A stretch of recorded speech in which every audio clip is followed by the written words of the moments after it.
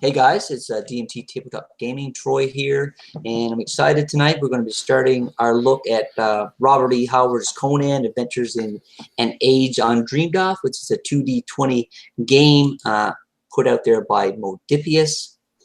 Now with me tonight I have some players from the OSG. I'm going to give them a quick introduction and they can describe to you the player character they will be portraying tonight. So I'm going to go from my left to right, and that means you're up first, Daniel. Hey there. I am playing Daoud. I hope I'm pronouncing it right. He is from Western Shem. I envisioned him in a kind of very loosely based off of King David. He's got a stoic personality trait. He was originally a herder and killed the giant in a battle. And we'll see where the GM drops him here in a few. Yeah, excellent. So next up we have Jonathan. If you want to introduce your character to any onlookers. Hi, I'll be playing Alonius of Gunderland. Alonius is an experienced tracker, many years in the northern province of Aquilonia in Gunderland. Shaggy mop, tanny hair, wears short beard, and is currently on a ship, a slaver ship, because due to his tracking ability, it was believed that he could actually read the stars to help navigate the ship in a more efficient manner to the port in which they were destined. Very good. And next up we have Philip Posey. And let us know about your character, Phil. Sure. My name is Philip Posey. I run the channel Maps and Dragons, and today I'm playing a character named Uxio. Uxio was an Asir reared by Picts, raised by the effeminate Kutallu in the sword. He found himself off the coast of Kush, excavating some caves, looking for the skeletal remains of a cyclops, of which he found the skull of an elephant, and thinking it was one, drug it over to his boat. The heat and exhaustion of this far southern realm overwhelmed him, and he was picked up by this slaver's ship and brought aboard. He has long blonde hair, crystal blue eyes, and he has like angular masculine features, like arms flushed with veins, binding muscles that grip manacles that bind his arms. And he is just in a cold fury of the north right now. Thank you. Very good. And finally, our fourth player tonight is Saul. Hello, I'm Justinian. I'm playing a Gunderland priest who apprenticed to Aquilonia for quite an extended time, looking for trying to rededicate a lost temple. The local lord found that unsatisfactory, and when he told my mentor to leave, we decided not to, and he summarily slaughtered us, except for me, he left for dead. The local villagers kept me alive, and I fled south to Zangaria, where my skills in writing and reading helped me find a job as a scribe, a contract writer.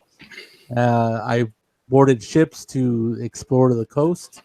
One particular bad storm shipwrecked my ship, and I was on a deserted island with a few of my other sailor friends.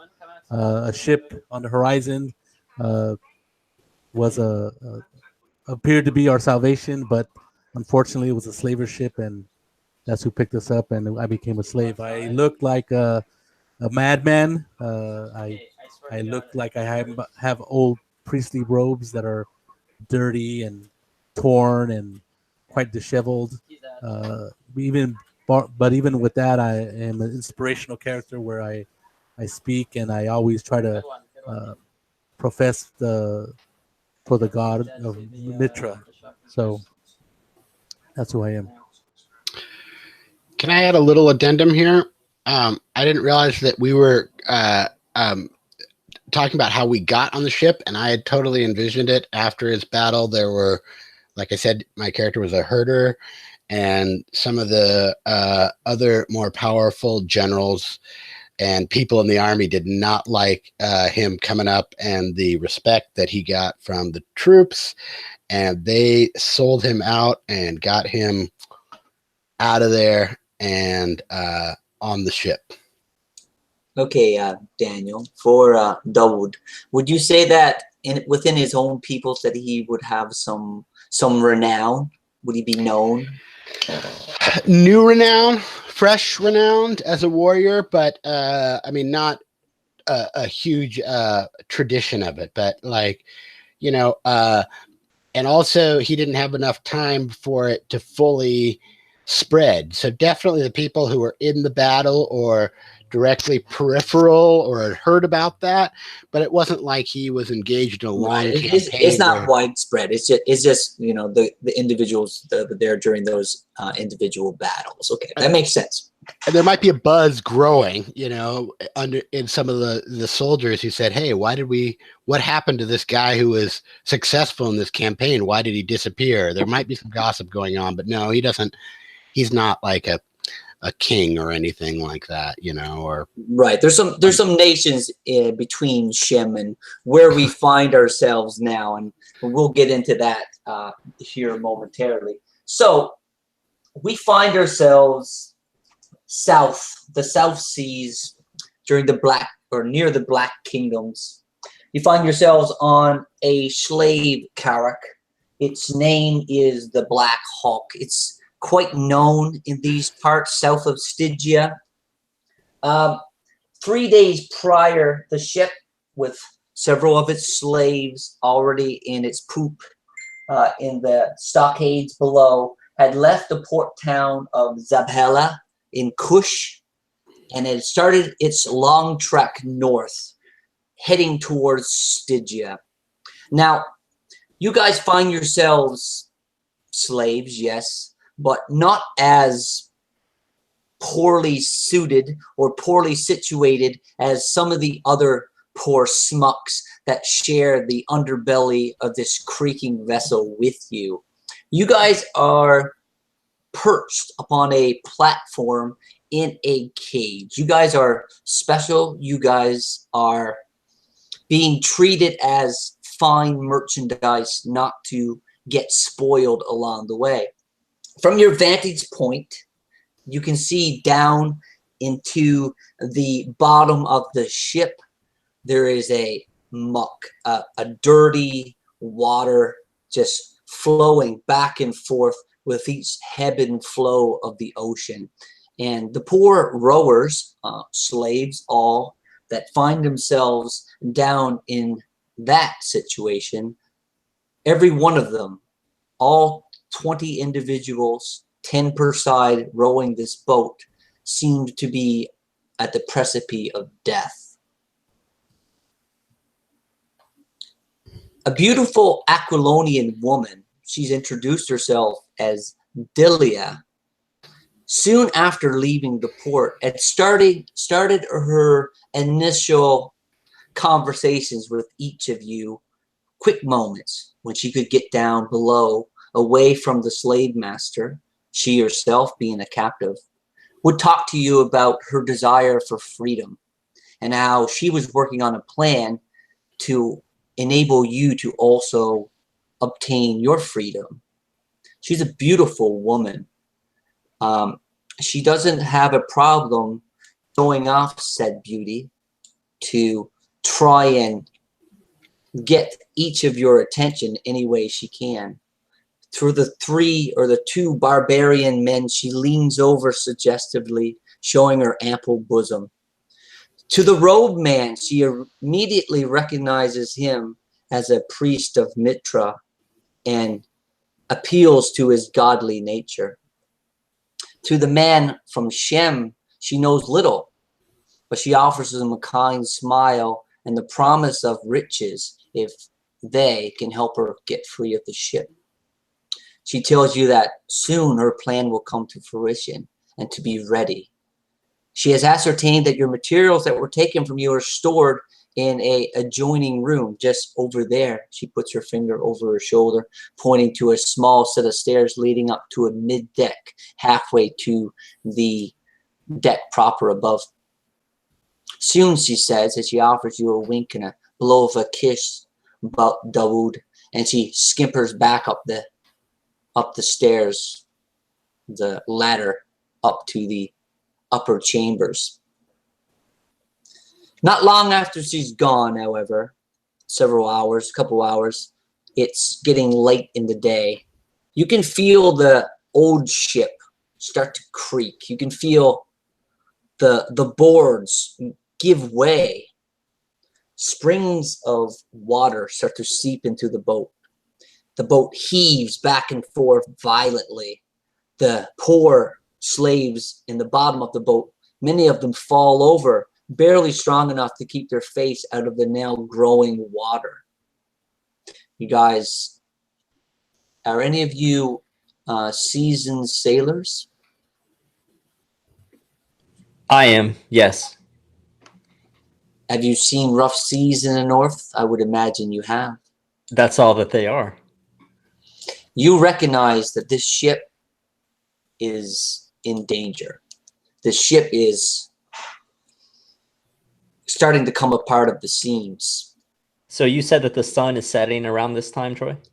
You would imagine so.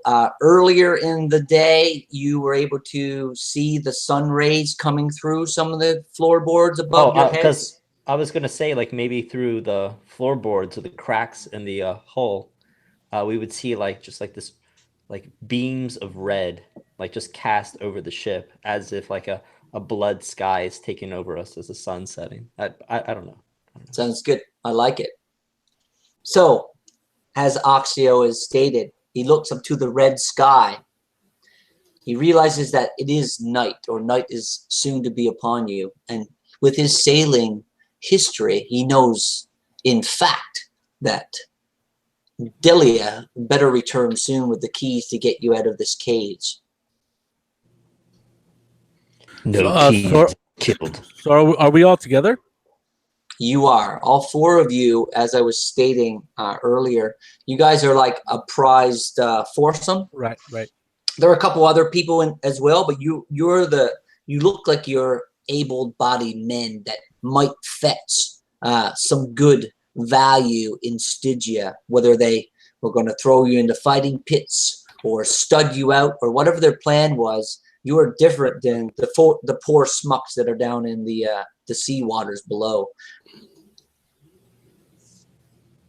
I concur with this heathen's estimation of this boat's survivability. We have to make haste and get out of this cage or we'll drown for sure. I go over to the cage where the door is, and I start shaking it violently. No northerner can stand to be locked in such a way. Woman, bring key. And I shake it violently.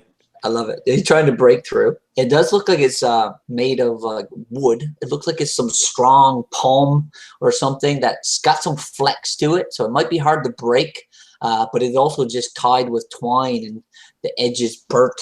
So you might be able to snap it if you were strong enough, you barbarian heathen. Yeah, don't look sure, at me, but barbarian, to bust this cage. I'm a slight build. You can tell you that I'm not very muscular at all. I'm actually kind of small. Okay. Your value must be for other things then. For my speech and for my words. Maybe, or being that you're a priest of Metra and they're going to bring you to maybe sacrifice you at a temple of Set. Yes. So Philip, would Oxio like to break the attempt to break the cage, or are you just happy just to rattle it and scream at the girl that's been gone for several hours at this point? Oh, I see like the dire situation. I see the blood red sky, like a smoking red waste of death, and the abyss is getting ready to swallow us up. And so I just start shaking the door violently, calling the name of the woman in some northern tongue that sounds like a chthonic deity. Love it. Does anyone want to assist Oxio in his attempt?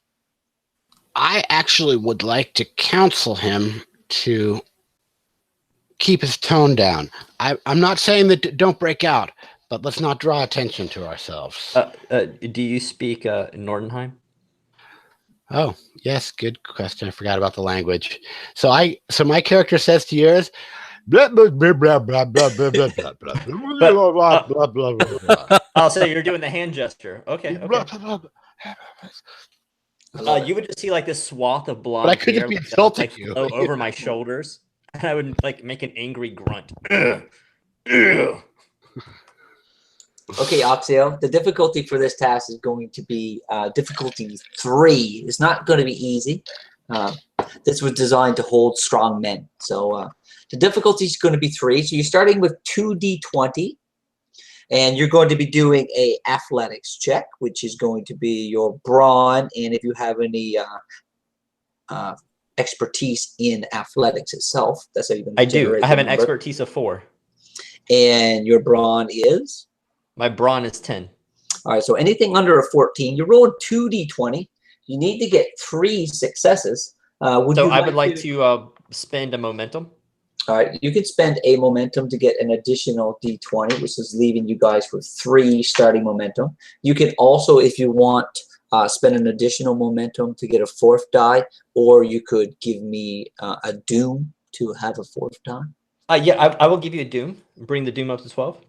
All right, I'll do that. I'll add that to the pool. Hey, hold on there, buddy. So you're sitting on 4d20. Anything under a 14 will be a success. Hey, anything under a 4 will be 2 successes. I like our odds here, guys. Yeah, can I see what he's doing? Like he's playing on. Yeah, he's going up to the bars and he's. I will say to my Gunderlin, what is he? Fellow Gundularian, whatever he is. I say you're strong with build and muscle. Help him. He's gonna try to break this cage that holds us. Help him. I got a quick question here mechanically. You chose to give him a doom, right? Instead of spending a momentum? He did. Okay. In addition. Oh. No, it was an addition. He took a momentum for himself and then he gave me a doom. Was there a reason you chose? I mean, I guess they're kind of fluid back and forth. Why you chose not to just do 2? Momentum. I mean, I'm not questioning. I'm just. He didn't want to be greedy. I didn't want to hog all the momentum. Okay, got it. He's going to generate some here now anyway, so it'll be all moot. And this is one thing I wanted to point out that I didn't get when I first played.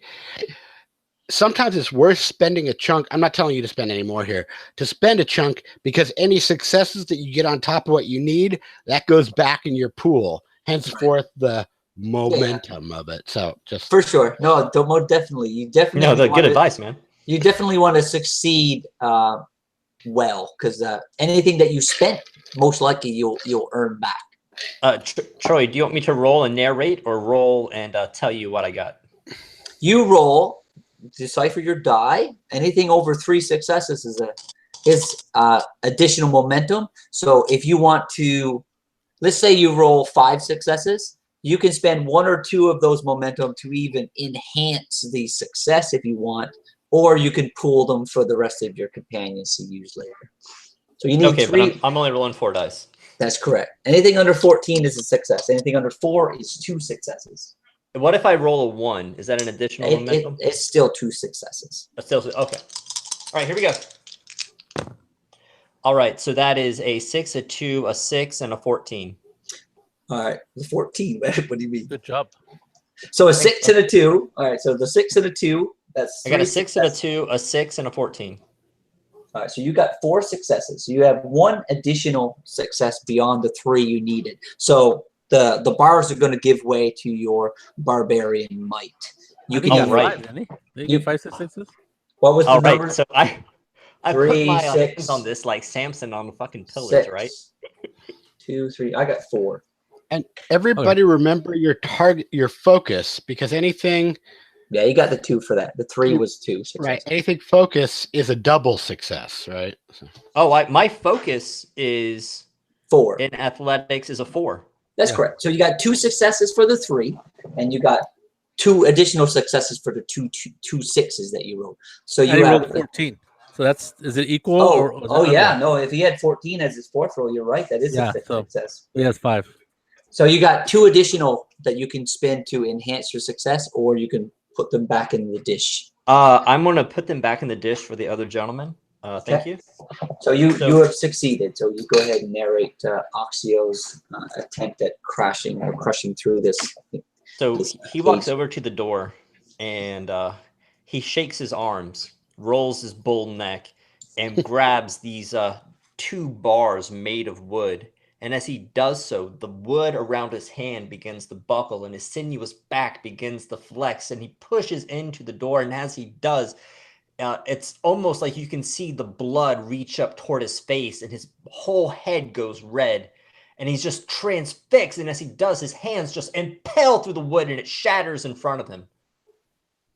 I make my way towards the door where my belongings are. Very good. You can see the small ladder, and it just juts up into what is basically this middle deck, just a few feet, just a few rungs. So you, with your athleticism, could fly up there quickly. Your companions see you depart through the opening that you created. And I would say, come, give foot to purpose.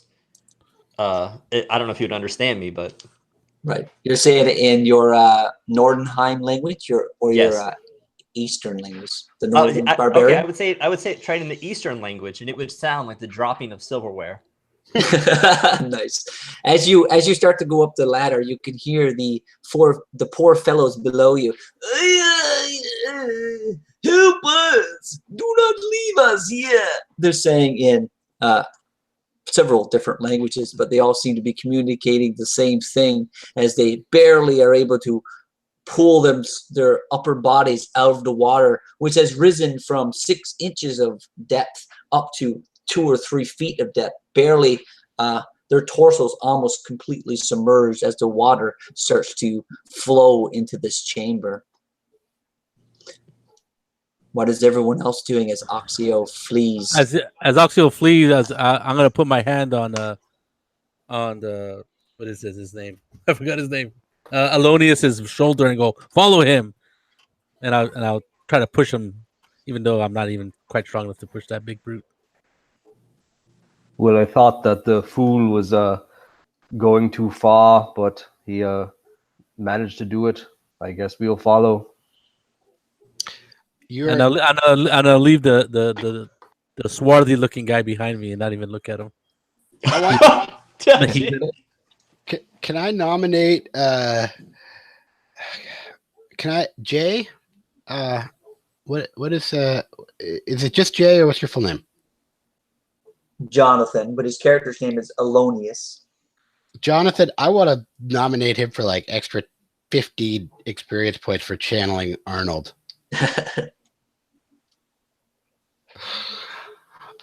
I would like to try and free the rest of the slaves. 1, out of empathy for them, and 2, out of seeing the advantage for having been in battle and knowing additional bodies, numbers. I understand. What is Dawad's intelligence?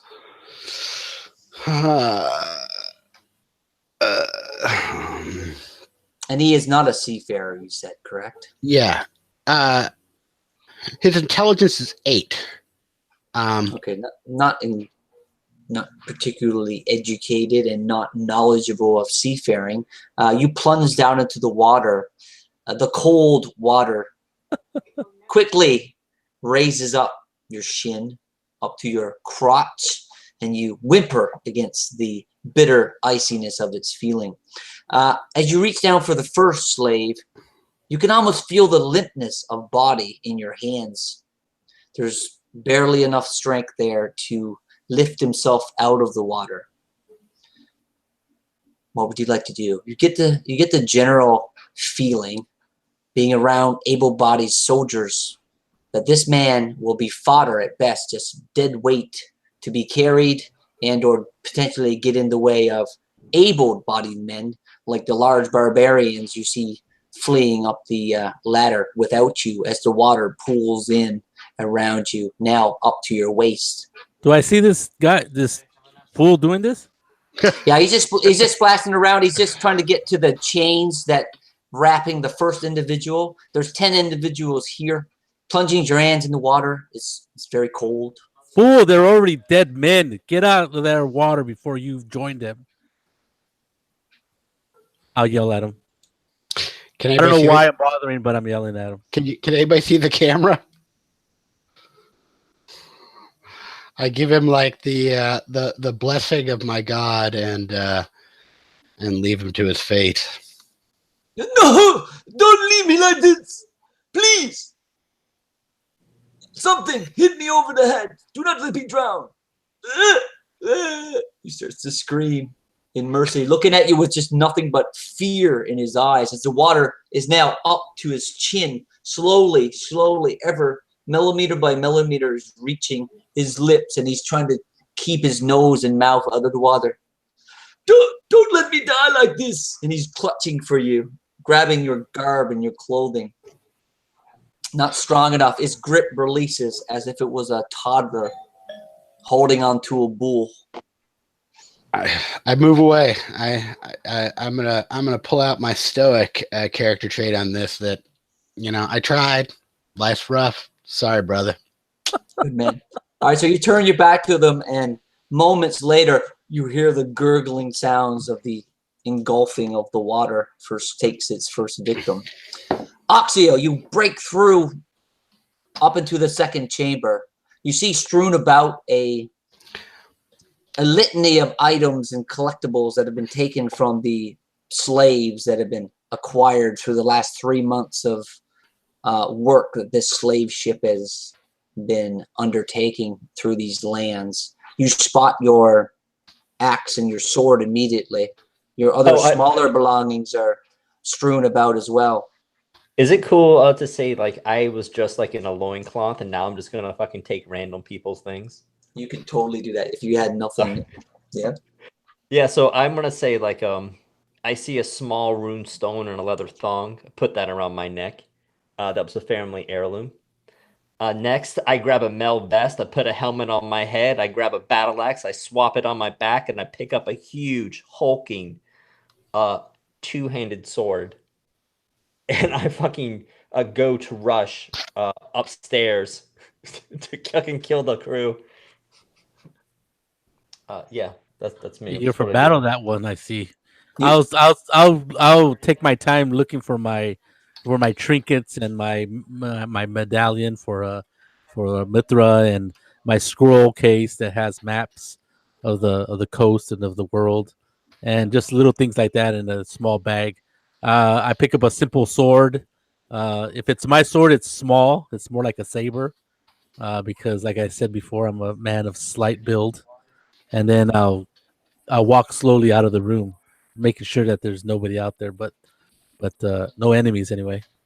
Yeah. So you guys are down in the poop. There's still 15 feet up on this ladder to get up to the deck above. You hear a footfall above you, Oxio, as you move your way towards the ladder. You hear movement below you as your companions scuttle up the lower ramp to get to the gear, and you hear footfalls above as you can hear what sounds like 100 men from your vantage point.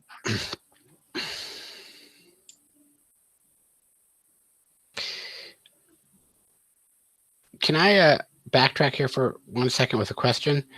With the stuff that folks grab, was that stuff that your character rolled up and you're getting back now, essentially? Yes. That's what I did, yeah. Yeah. Can I just declare that I get my stuff back, or do you want, would you all like to hear it so you know what I got? Whatever way you want to play it, man. So there's gear there. There's gear there that you could have came from your character, or it could have came from one of these guys that you left drowned down in the pool below. Okay. I grab my bow and helmet, and I have armor. Does anybody know? I'm always kind of tripped out by this. I have brigandine vests and trousers. That's not like putting on a full mail suit, but how long is that? The Mel vest is a 3 soak. for your No. torso? Like It would time-wise. would not take you very long to don Okay. a brigandine jacket. Oh. No, it's basically you throw it over your head and it rests on your shoulders. There's not Okay. much to it. So I grab essentially my sword and my bow and toss on my armor, and I'm following these guys because the soldier in me recognizes that this is the team that I want to be on for right now. Even If though I I see can't communicate with them, I'm recognizing that there's some badasses in the room. If I see him put on his armor, I'll kind of nod, no, because and do the swimming action or and I kind of do I question his ability to swim with that on, if that's a consideration, and then I leave him to be. Brigandine is not particularly heavy set armor. It's not like you wear a set of full plate or something. If you were a strong swimmer, you might be able to keep yourself afloat, but it would be a challenge. It's got some weight to it. Plus all his other crap. True that.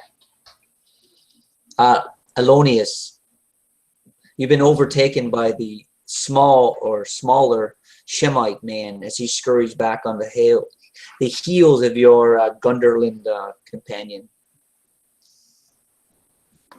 As I'm donning my equipment, I kind of looked at Justinian.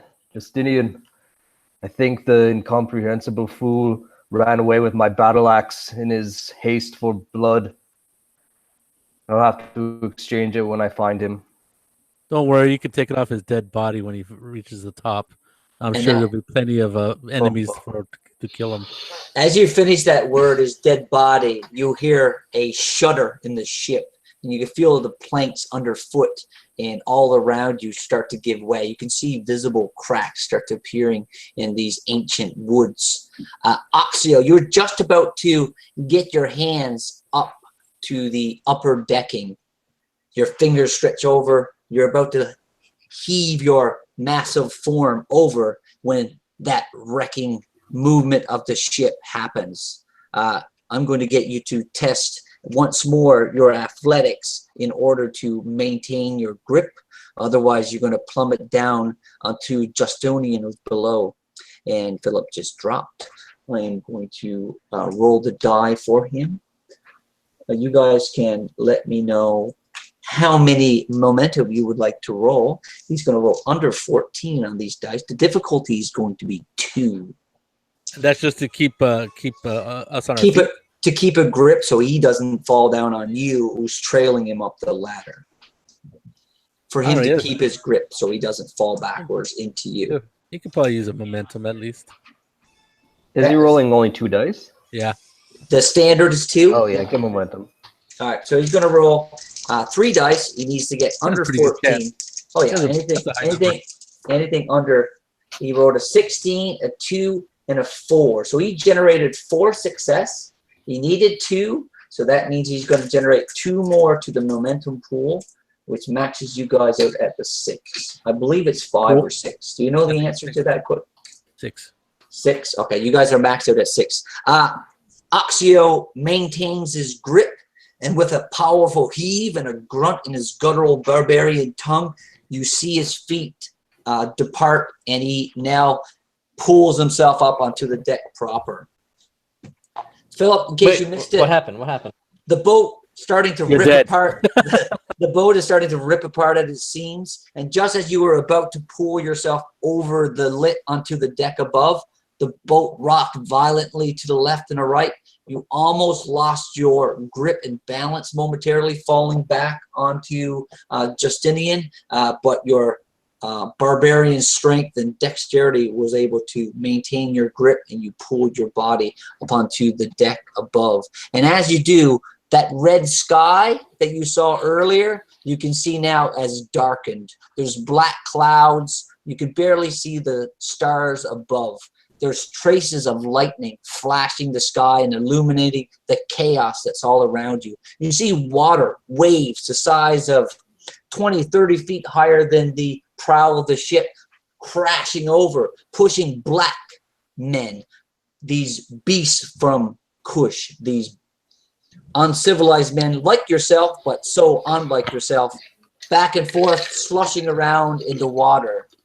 You see a man on the poop deck on the stern of the ship yelling orders to the men. This is all happening in a flash, and with that, another flash of lightning, and Justinian's up at your heel, followed by Dawood, and followed then finally by Alonius. Do I see a gun well of a small vessel on the side of the ship? Something that could aid in leaving? Exactly that. So as the last lightning flash, this moment lights up the area all around you. You see several ships have already been released and plummeting in the water. And with that, you see these slavers jumping overboard in the direction of where these ships would have been placed in the water below, screaming chaos.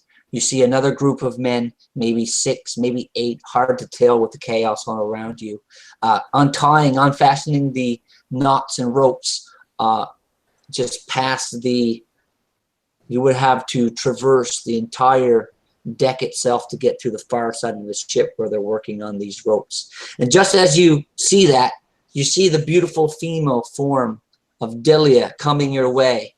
She must have hit her head in something, whether it be against the sail, mast, or one of the many pieces of debris that's flowing around as this water slushes back and forth. She has a gash upon her forehead, and blood mixed with the rain of the torrential pour coming down with the thunderstorm has her face awash pinkish. She reaches out to you, her arms as she falls forward into them. She's like, please, you must get me out of here. The ship, the little dinghy, it's our only chance, as she puts her hand over, pointing to where you had already been looking with your hungry eyes. I sling her off like a rag doll. You like fling her off of you? I'll grab her. I love it. I will make my way to that dinghy.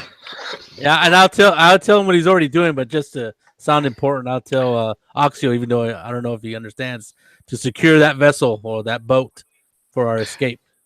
I am going to cock an arrow and follow these guys and keep my eye out for somebody who pegs us or encroaches on our space. Right now, it seems like in the chaos, nobody gets it, has pegged us yet.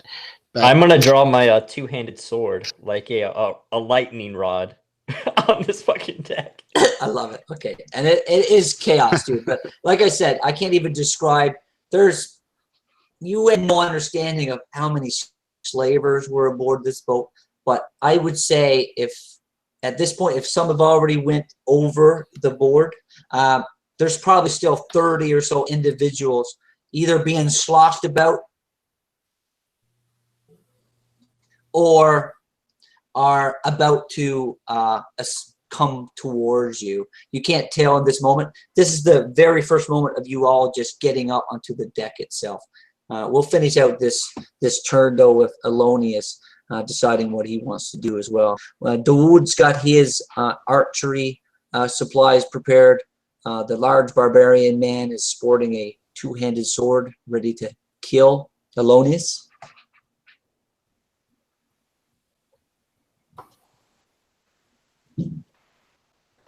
I'll walk cautiously up to Oxio, and I'll kind of put my hand on his shoulder and just kind of like point at the most vicious slaver, the one that gave us the most heck. And I'm just going to make like an angry face, like, let's mess them up first. I love it. So as you're thinking that, your desire is met by the bloodshot eyes of these large black men. They are savage in nature, unlike any man you have seen in Gunderlin and your travels throughout the northern reaches. These men are not bulky like your barbarian friend you see standing before you with the bulging muscle in the loincloth with the oversized sword. These men are more trim muscle, more long in limb, but fit. You can tell that they're built for stamina. These men are also built for life on this vessel, unlike most of you. Just to give you guys a mechanical understanding of the difficulty of combat aboard this ship at this time, you guys, any of you without a sailing points in sailing, will be doing any type of combat at a higher difficulty than the sailors will. So as you look over Alonia, you see 4 of these black slavers coming in your direction. They all seem to be armed with the same type of weaponry. There's nothing distinct about them. They all look like they're just underlings, as none of them seem to be making commands of each other or anyone else. But 4 of them are coming towards you, and as your eyes meet their eyes, you realize that they're not looking at you. They're not looking at Justinian or Dawood or the large barbarian that's out in front. Their eyes are all directly upon the woman that's in Justinian's hands. And they're moving in, struggling as they may be through the waves washing around their feet. They seem to be maintaining their footing, and you realize that with each step you make, you are barely able to maintain your stance. All right, that's the end of that round. Okay.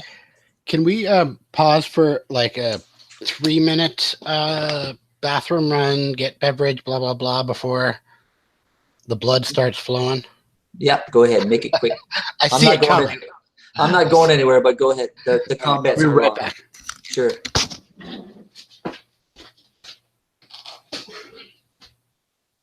Just to reiterate what I was just saying, but to fill the void while Daniel's gone, these slavers all have a talent that allows them to fight on a ship in detrimental weather. Neither of you have that talent, I foresee. So any type of melee combat or anything that's going to involve moving and or any type of physical skill test will have an additional difficulty. So Now, Troy, I do have points in sailing. Then you are going to be exempt from that. Woohoo! Yeah, I have a point in sailing too. So, There you go. but I'm not planning on getting too physical. You guys have sea legs, and you are holding on to Yeah. Delia, correct? Well, she might be holding on to me more, but yeah. Yeah, she's holding on to someone. She's about to faint from whether the wariness of her ordeal or maybe even the fact that she has this gash upon her forehead. Troy, how many people are around that dinghy? 6 to 8 people. It's hard to tell because it's just a mass of bodies. How many does it hold, do we think? Total. Probably a dozen. Okay. It's about an 18-foot wooden boat that needs to be rowed. It doesn't have any sails or anything like that. But you would imagine you could probably, in an emergency situation, put 12 people in it without it being too much weight, capsizing and stuff. If it capsizes now, it's going to be because of the detrimental weather. The boat is smashing. You could hear it coming apart underneath your feet. And with every flash of lightning, you can see the jagged rocks that are about as well. As pieces of the sail, pieces of the ship start to come apart and get caught upon the rocks. All right, so the way initiative works in this game is the player characters have automatic initiative right down the line. You guys all get to go before the NPCs go. However, I can spend Doom to intervene and place an NPC in there to have a turn to interrupt your turns, if that makes sense. All right. So, and also there's no rolling for initiative. You guys can choose as a group who goes first, who goes second, and you can switch it up from turn to turn, et cetera, et cetera. So, who's going to go first? I'm going to give you first go. And no, I'm not, because these guys have a talent as well that allows them to intervene without the cost of doom. So they're going to do that. One of them Having the seafaring capacity that they do, starts to sprint across knees deep into this water, heading towards you. Shield in hand, this saber, this long curved blade glinting in the illumination of the lightning. Starts running towards you, Justinian, yelling something in a tongue that you probably don't understand unless you speak something from these Gala people, which is the black individuals that reside in Kush. He's speaking some foreign tongue. It sounds like gibberish to you, especially to your third G ears. This sounds like a savage, a man, a shaman, some kind of crazy bestial person, half man. And he starts moving towards you with this saber in hand, followed by one of his companions. Now you guys get to go. They use 2 of their turns to close the gap. You see this, Dawud. You see these men struggle through the water, and even though it's a challenge, they make good time on crossing this deck towards Dilia and Justinian. Are they So all will they moving be consistently? Go ahead. Is there one guy who looks like he's the... These guys look like they're not directing one another or anyone else. They look like they're all the same level of just slaver grunt, if that makes sense. Is there a guy in the lead? Yes, there's one guy in the lead, and he's yelling, talking to the guy that's right at his hip. The other 2 are trailing slightly. I would like to let loose an arrow, but here's where I'm going to narratively or table talk with the folks. Does it seem like logically that my character is ready to let loose an arrow? And sure, they're not quite to Justinian and Dilia yet. I think you should act first because you do have an arrow knocked. It would make sense that you would be able to take this shot before the others could close. But as I was saying when you were away, I believe the difficulty for this shot is they're going to be in range where it's only 1 difficulty. That's not an issue. But with the footing and the movement and the sloshing of the rains coming down upon you and the detrimental conditions, the difficulty is going to be increased by 1. So difficulty 2. okay, so I would like to. I would get 2 dice for this, correct? To start out with. Always, yeah. Always. And I would like to. What is our doom pool at? Is it at 5? Our momentum? The momentum is maxed out at 6. All right. I'd like to spend 2 from that. Okay. To try and take out the lead guy. He has a shield in hand. He's going to attempt to parry, which you can do if you have a shield. You can parry a ranged attack? If you have a shield, yes. Okay. Otherwise, he would have to use acrobatics, which is not going to work too well in the water. He sees you pull your bow up, train it upon him, and with that veteran warrior that he is, he pulls up his small kite shield and continues to move towards Justinian. So he's just going to roll 2 dice. His ability is going to be... Let's see. So, quick question here. This no longer ends up being a difficulty number. This becomes a struggle. It's a struggle now. That's correct. And so essentially, so his difficulty is going to be 1, and your difficulty is going to be 2 because of the detrimental conditions. So any momentum you get beyond 2 weighs against any momentum he gets beyond 1. I rolled a 1 and an 11. Luckily for you, the 11 is a miss, but he has 2 successes, which is 1 momentum more than he needed. Okay, so I rolled an 18, a 4, a 2, and an 8. My target number is, or my focus is 4 with range weapons. So I have a total of 5 successes. 5 successes subtracted from the difficulty of 2 gives me 3 momentum, correct?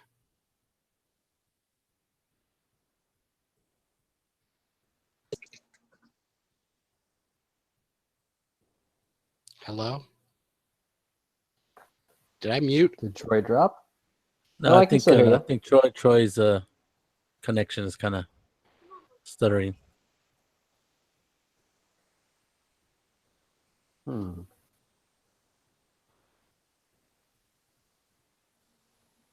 Yeah, you probably have to restart it. There he Yeah, is. I'm back again, but I was just sending you guys a Oh. message saying I was locked up. Okay. Hold on, though. There we go. It's still not cleared up yet. Okay. Not So operating properly. Hold on, give me a second. Can you guys hear me though? Yeah, I can hear you. yeah, What's going on, guys? he generated 1 momentum, correct? He generated 1 momentum. Yes. I believe I generated 3 momentum because I had a total of 5 successes. My 4 and my 2 that I rolled both were doubles, and my 8 was a single. My 18 gave me nothing. So I had 5 minus 2 for 3 momentum. All right. So the difference is 2. So you succeed and you generate 2 momentum. So I put the 2 back in the pool, and If you want to. well, okay. So now I look at the bow, right? Now I look at damage. That's correct. Now you can use each of these momentum to do 1 additional damage, and or if you have any effects on your bow itself, you can. No, you didn't generate any effects, did you? With your roll, did you have any 5s or 6s? Well, no, I haven't rolled my damage yet. Okay, you're about to do that. Okay. Okay, so Now with this declaring of damage with these momentums that are here, you can choose to do that after the fact as well. Let's just say you roll 3 damage and you know that if you roll 5 damage, you can kill this guy. You can Right. then retroactively say, I'll spend those 2 momentum that I had garnered to do that damage. so I have got a 6, and a 1. So essentially, I have 3 damage and 2 effects. 3 damage and 2 effects, and the quality is PCNG1. What is that? That's going to be piercing 1. So you're going to overcome one of his soak. Okay, and I hit his left arm. That's not going to be enough to kill him because he does have soak 2 because of the shield. So he's going to be able to soak one of those 3 damages. So right now you're sitting on 2 damage still. Can I double? Since I had 2 effects, can I use the piercing twice? I guess is what is piercing. One? Yeah, it's piercing 1, so you could use it twice. That's correct. Okay, so you would overcome his soak. So you're sitting on 3 damage still currently. And so okay, so you don't want the characters to know too much. I have to make a decision now without knowing exactly how strong he is, correct? Yeah, typically, yes. You would decide if you want to spend these momentum or not. I am going to put... Oh, but I would know, because I know the math of the game, I would know that if I got it to 5, I would at least be giving him a wound no matter what. Most definitely. And if we want to talk mechanics, that way, you would understand that most underling and or toughened opponents, which is one of the classifications, most of those enemies, if they suffer any wounds, are going to be defeated. Right. Okay, so I'm going to take those 2 momentum. Go ahead and describe slaying the guttural yelling savage that's closing in on your priestly friend. Okay, so I went to fire an arrow at this guy, and I saw him raise his shield, and he blocked his body, and I just slightly before I released my bowstring, moved slightly to the side, and the arrow arcs over and just plugs him right in the left arm, plunging the arrow fully all the way, boom, into his arm and upper body. I see his eyes kind of go to the glaze of approaching death. Okay, he gurgles up a little blood.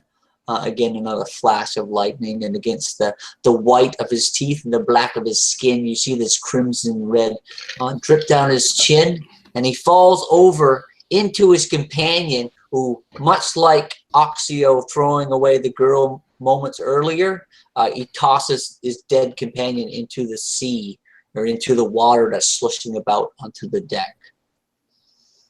Next in line for you guys, you see Dawood show his ability with the bow as he killed the first of the slavers, closing in on Justinian and Delia. Who wants to go next? Oxio, he is one movement away. Now, if it wasn't for these detrimental conditions, which you can overcome because you have seafaring, you can use a minor action to move into close range to attack with a melee strike if you'd like. Oh, that's exactly what I'm going to do. I'm going to hoist my sword over my head in the high guard style, a la Darth Vader, and yeah, slash this guy in twain like a piece of firewood. All right, I'm going to spend the 2 required doom in order to use a reaction to try to block it with his cutlass. This gentleman is not wearing a shield. He just has a curved blade. He puts it up, and with the blinding of the silver blade into the night sky, you see him kind of arch it overhead to try to block your strike. So okay, it's going to be a struggle. So it's going to be, now it's a range 2 weapon.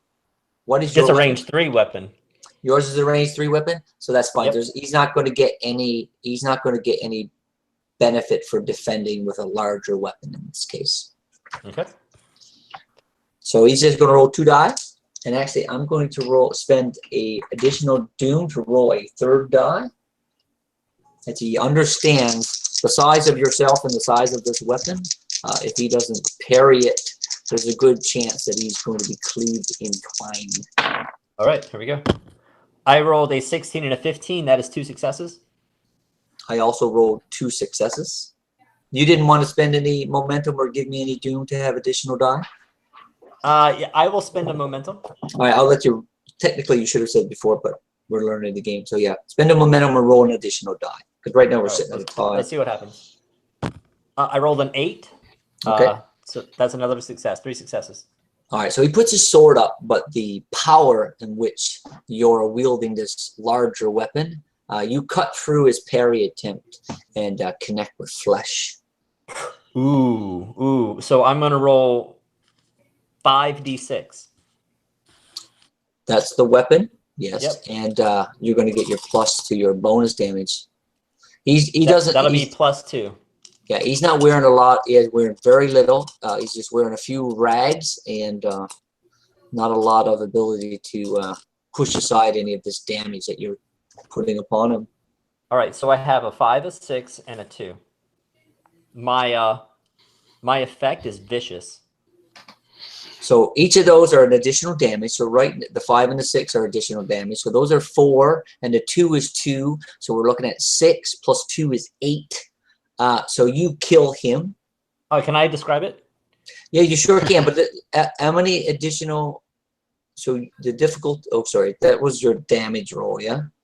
Yeah. And earlier you didn't have any other momentum. Had you earned other momentum besides the one that you needed to overcome his defense? You could have like splash damaged that attack onto the 2 that's trailing him by spending momentum. But that's not in play here. So yeah, go ahead. You slice him, kill him. All right, I picked this sword up over the top of my head, and I hit him directly in his skull, and it splits his skull down to his teeth, and you see his tongue flap around in his neck like a tentacle as he drops to the floor like a sack of shit. I raise my sword above my head, and I scream in a barbarian tongue. With that, there's a flash of lightning, and your white Northernheim skin is illuminated against the blackness of the stormy sky. Sweet, bro.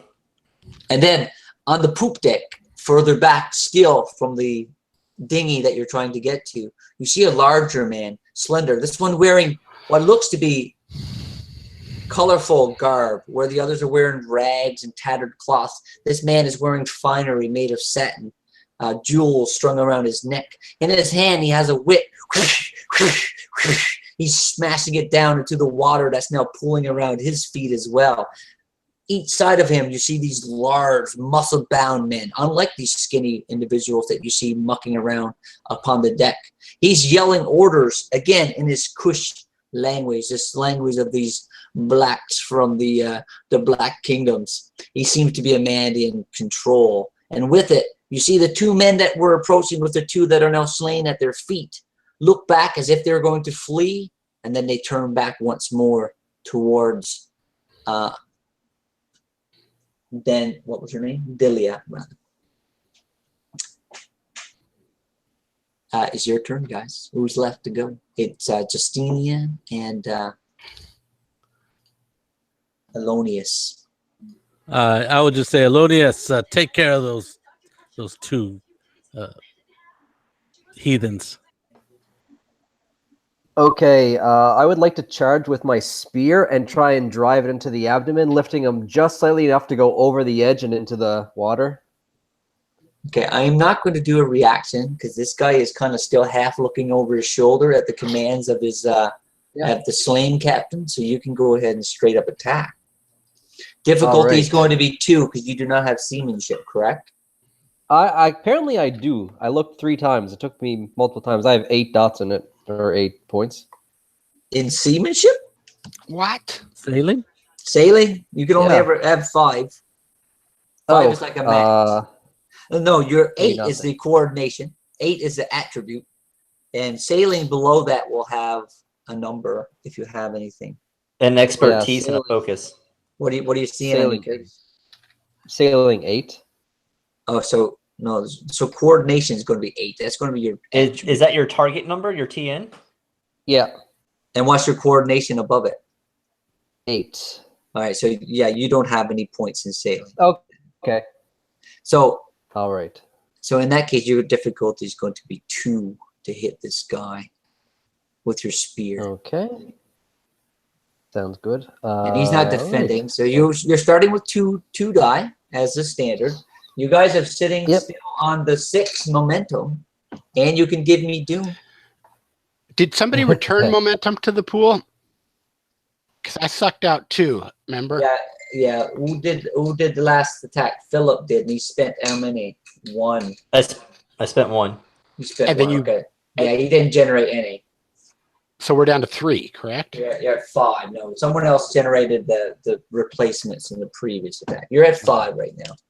Yeah, I think you generated 2, didn't you, when you attacked that guy? No. Yeah, he used them to kill the guy. I used to kill the guy. Damage. Okay, gotcha. So yes, what were you going to do, Alonius? Did you want to spend some of the momentum or give me some doom? You guys are sitting on 5 momentum, and I am sitting on 9 doom. Well, considering the maneuver, I want to kind of drive and maybe possibly go off into the water too. So I think I'll give you a doom. Okay, I'll gladly take 1.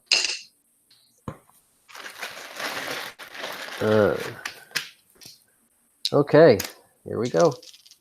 As you run forward with your spear in hand, you can feel something give way under feet as the floorboards snap below you. I'm going to spend 3 doom, and after your attack, you're going to have to see if you fall through the floorboards or not, okay? But you can go ahead and finish your attack before. Okay. Ooh, only 1 is a hit. The difficulty was 2. So 0 hits then, I guess. All right, so you thrust forward. You feel your foot kind of plummet through the floorboard. It's hard to tell because of the water moving around. You don't get a good tactile feel of what's going on, but you're going to have to roll an acrobatics or athletics check to kind of roll away or to power your way out of this. Otherwise, you're going to plummet through the sea or the floorboards into one of the areas below. So the difficulty for this is going to be 2. Okay, we'll go acrobatics, and I'll do it with nothing. You're gonna roll it straight? Straight. Ooh. Oh, actually, it's not bad. I got a 16 and 1, but I have a 2 focus in Yeah, acrobatics. All right, so So I good. So got you do two it. You, successes. you do it through acrobatics. Your foot starts to go through the floorboard. What Yep. do you want? What are you going to do? How does it look? How does Alonius prevent his leg from getting shattered as he plummets through this thing? As he starts to walk and then he feels the floorboard give way, he does like a tuck and roll maneuver, landing prone just below the guy that he went to attack. All right. So that Like on his back with the spear kind of facing upwards. Oh, you don't want to be in a prone position, do you? Oh, I do. Okay, good. I love it. All right, he looks down at him. You see, he grins and grimaces as he looks back now after being. He's afraid of you guys. He wanted to flee and try to get aboard the ship with his companions plummeting into the sea. He's not afraid as afraid of you, however, as he is his the slave captain, Captain Kahiro, barking the commands back on the poop deck. He's going to attack you. Would you like to spend a doom to use a reaction to defend? I still got to go though, don't I? Oh, sorry, you didn't go yet. Okay, my bad. Go ahead. So how close is that guy? The one that's standing over Alonius? It's a minor action due to the weather conditions to close the gap upon him. Is he close and in close range or not? Well, close range, you can do it as a free action, but because of the detrimental, if you're going to move towards him, you need to use your minor action to close the gap. Okay, because I was thinking of like throwing a spell instead of actually going into combat. Then in that case, yes, he's at close range. Okay, so I gotta make a focus roll first, and let me quickly look at what I have to do for that. Make sure you don't have to do a big old ritual because you're not doing that in this moment. The involvement of the casting of the spells, like if you got to be like chopping up lotuses and burning it in an incense burner, etc., etc.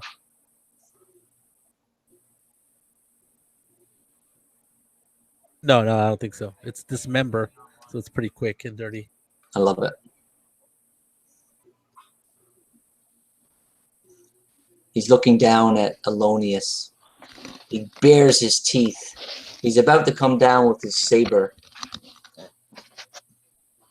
You reach out and ask to Mitra for guidance, for assistance in this time of need. Lightning flashes. Once again, the ship rocks back and forth. So Dilly is hanging on your side, screaming in pain. Blood's dripping off her face, and you could feel it every moment dripping upon your bare arm. You're trying to focus. The difficulty is one more than what it normally would be. D2? Yeah. Okay. Is focus a skill? I don't even see it. What is it? You have to use your casting ability, willpower, and sorcery, I would imagine. Okay, so that's 17. So And I what's rolled 8 and 11, so I made it a D2. that's difficulty 2. Yep, you got the Yeah, 2 you needed. And now I'm gonna roll for the actual spell to go off, which is a D1, unless you want to make it harder.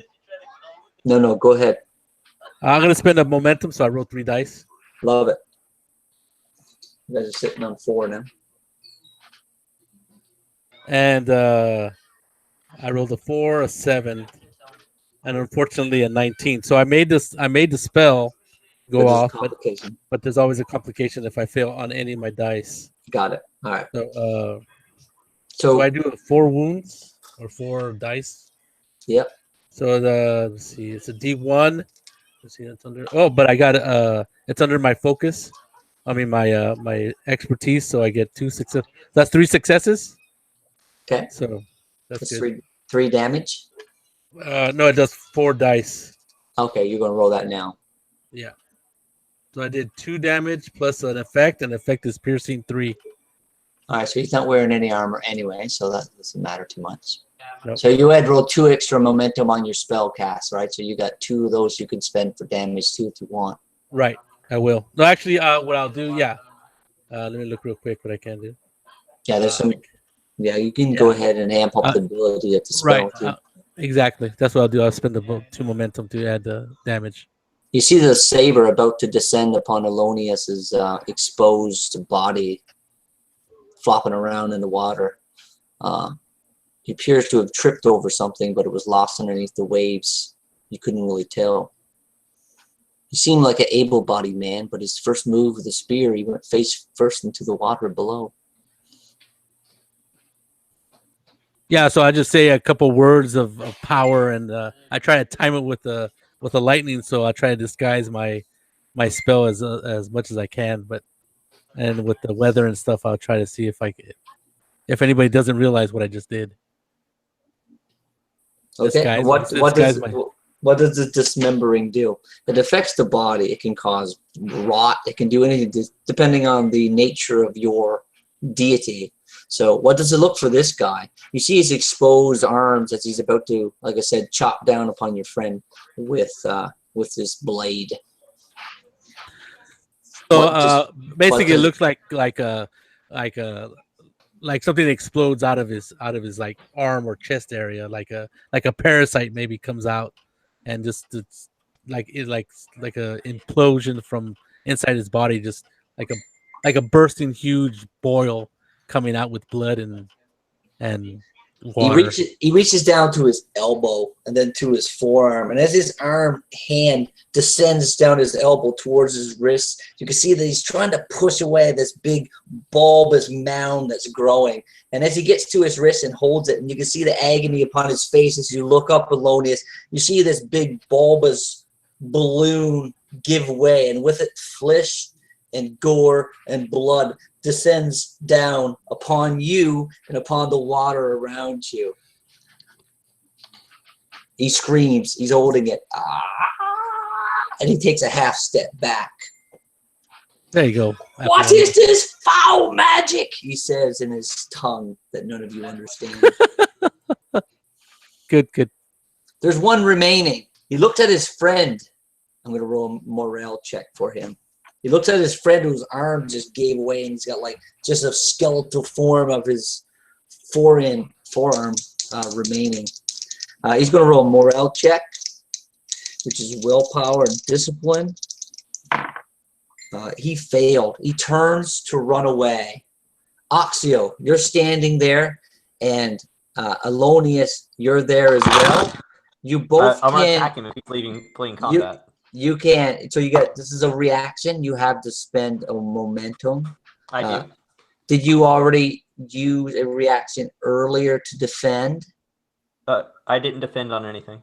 Okay, very good. So you can use a momentum to do a attack of opportunity as this secondary individual turns to flee.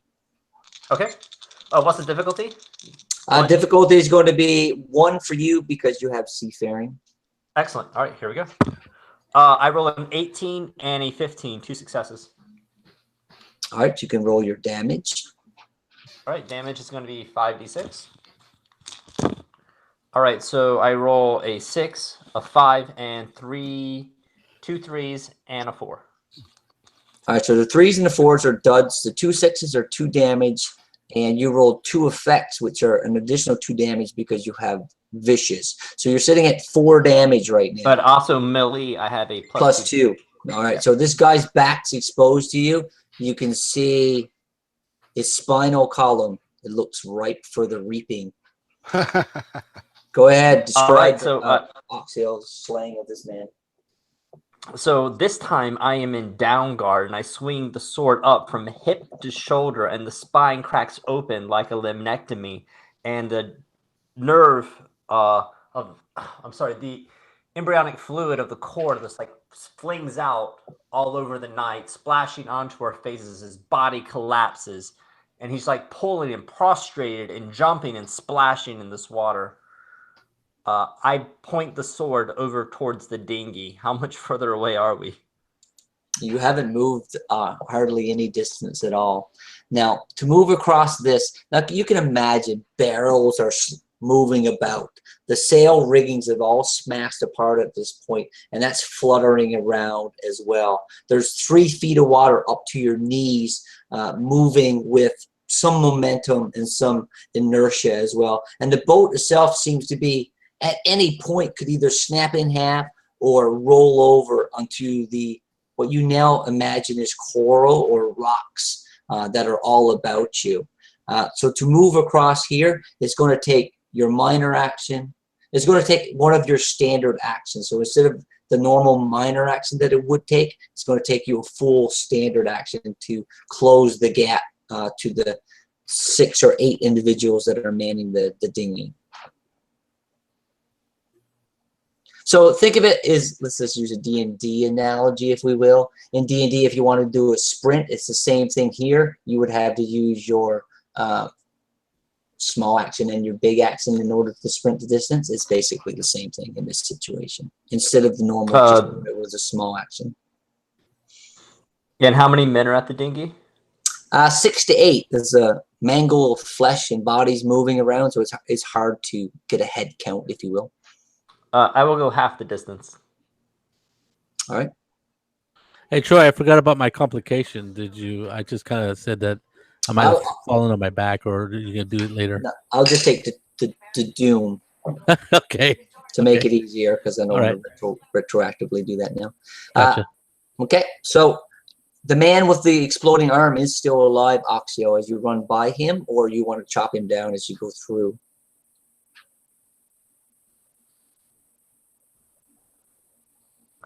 I'm sorry, Troy, what did you say? I said the man that your priest of Metra friend Ed did the dismemberment spell upon, he actually did not succumb to the wound.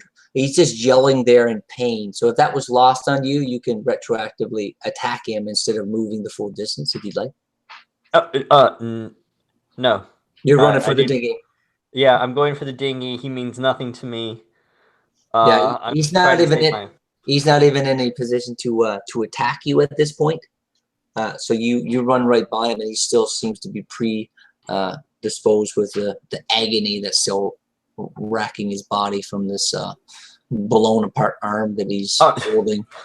Oh, perfect. As I run by this arm, I look down, and under my breath I say, necromancy. In one of the languages your friend probably cannot speak. We're at the top of initiative order. You guys lose you lose 1 momentum every round, correct? Yeah. So I'll take it away. So you got 3 momentum left. You guys can take any actions you like. This is round 2. I'm gonna try and make my way with the woman toward right behind the big guy with the sword, Axio. All right, so you and you're pulling Dilly along with you. I'm going to spend 2 doom. I'm going to say a wave, a large, powerful wave crushes over the prow of the ship. Water comes in violently towards you. Oxio is barely able to dig his feet in and bear down to maintain his balance. The lithe little woman, and you being a smaller individual as well, are not so lucky. It's the full force of this wave crash into you. You are going to have to roll an athletics check in order to not get washed backwards and potentially back down into the opening and down into what might be remaining of the poop deck below. So you have an athletics check, difficulty 2. I have no athletics ability. Do I? No, I don't think so. You are slightly. I have +1, but that's a whole 8. You are slightly in front of the archer, whose keen eye can see this happening. So he might be able to assist you if something bad happens and you are washed from your feet. How much momentum do we have? 3? You are sitting on 3, and I have currently 7 doom. I'm gonna give you a doom just to be able to throw 3 dice because I don't want to have the other guy. I don't want to have the archer have to help me. Difficulty go. 2. Difficulty 2. I have a whole 7 plus 1. Athletics is 8 and less 1. Oh, I missed it by 1. So I only have one success. Okay, you fall backwards with it. So does Delia. Her head plunges underneath the water. She comes up gasping, and as she does, she reaches out for you, and you lose your grip upon her hand. And she washes not back towards your archer friend, where you get pushed back, but she washes off to the side and over towards the stern of the ship. Fantastic. I'll I'll yell for Alonius. Alonius, the woman. Alonius was on his back, on his belly, having tried to stab, and foot went through the deck of the ship. The wave washes over him even more violently as his body is thrashed around underneath the wave. I'm going to interject and spend 2 doom to have myself jump in the initiative order. That was the first of your turns. And the 2 large men that were standing beside Captain, what was his name again? Sorry. His name was Captain Kahiro. The 2 larger muscle-bound blacks that were standing by him jump off of the poop deck down onto the deck below and are right upon Delia, grasping hands. She comes up out of the water once more and is screaming, "No, no, never again, never again." And they reach down for her and start to pull her up out of the water. Her hair whips around, her exposed breasts open up into the pale moonlight. Ooh. It's your initiative turn. I just intervened. Still you guys. How far is she away from all of us? Like close? She's probably 10, 15 feet away. Can I get a narrative recap of what we're looking at? We're all kind of going towards the dinghy, right? And you have not moved. You have not moved from the opening of the poop deck very far just yet. Let's say the dinghy is 15 feet moving across the ship. Yeah. And she got washed back towards the back of the ship, some 15 feet, where the captain's giving the orders to these larger men to apprehend her. Okay. The problem is the chaos of the environment. Right. It would take you mere moments to move in either of these directions if the situation wasn't as it is.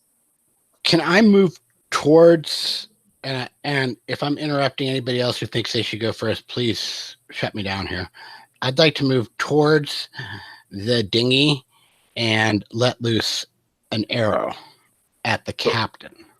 Oh, you can totally do that. Sure. You're doing a Legolas move. All right. You're moving over and you're going to shoot back over your shoulder towards the captain. It's off to your right, basically. Other people, do you have any... this is really where we should be table talking here because... So you're good. You're good. Take it. Take the shot. You're doing it right now. Take the shot. Okay, what are we at in Doom? And you have 3 momentum, and I'm sitting on 6 Doom currently. All right, I'm gonna give you a Doom, and I'm gonna take momentum. All right, sounds good. So that's 2 additional die. The difficulty here is going to be there's a bit of distance. It's still within. What is your range for the bow? Because if you're is it long? So that makes it harder when you're shooting like close range.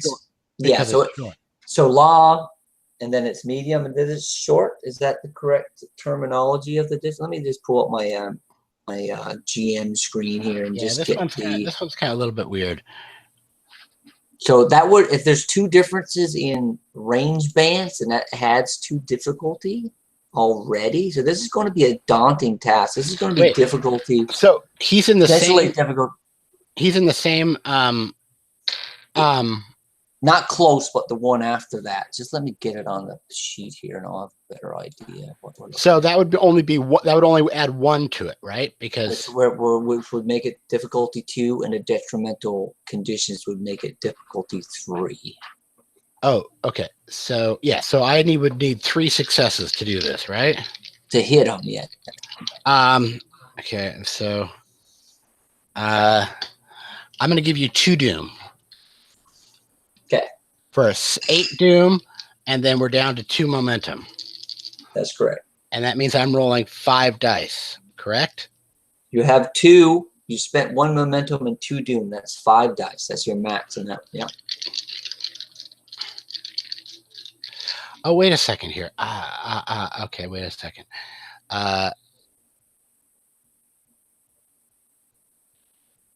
He's still up there really yelling orders and whipping his whip about. Right. But he's about to start to move forward. You get the sensation as you bear down on him with bow and arrow. All right. So actually, instead of moving towards him, I would like to take the extra time to Aim. Yes, for the marksman talent. Okay. So instead of giving you 2, I'm going to only give you 1. So you're at 7, but I'm still going to roll 5. Okay. So I'm going to use my marksman talent. Okay. Which allows you to roll an additional D20, or lets you re-roll a D20. It gives me an additional momentum to use in the attack. Okay. So that's not how it works, though. That momentum is after the fact. Like if you want to use it for additional damage and stuff like that. When you use this, you gain 1 additional momentum to use for the attack? Yeah. So it's kind of like if you had rolled that momentum on your D20s that you're about to roll right now. Okay. So I will give you the 2. So I am going to roll 5. So I've got a 3, an 8, 11, a 1, and a 20. The 20, I'm going to use the archer. When making attack with a ranged weapon, you may roll any number of damage. Oh, no, those are damage dice. Okay. So I've got 1. Complication. I got the complication. I heard that. Oh, okay. All right. That was a 20. So what else? All right. That's all he cares about. All right. So I've got 1, 2, 3, 4, 5, 6 successes. And then when does this momentum come into this play here, or in the next step? Next step. Okay, so I've got 6 successes at a difficulty of 3, correct? That's correct. So I have 3 extra. So I have 3 extra, plus this is when the... That's right. So now you're at 4 extra. So now I'm at 4. Okay, so now I'm going to roll my damage, okay? And my location, is that correct? Damage essentially affects, yeah. Okay, so I got 1, 2, 3... Okay, so I've got a total of, I rolled a 2 and a 5, 3, which does nothing. I hit him in the head. He's got a damage. There's 3. So I am going to, 1, 2, 3. I'm going to add 3 of those momentum to my damage for a total damage of 6 to the head, right, with 1 effect of piercing. Gotcha. To ignore 1 soak. So, and then the other one, I'm going to return back to the pool, the one that I took out of the pool. Right, so you're back at 3 momentum. Your arrow whizzes through the night air across the chaos that's upon the deck. It sticks into the sashed helmet that Captain Cahero has wrapped around his head. His head jots back almost to the point where you hear his head snap, as if he had snapped one of his upper vertebrae.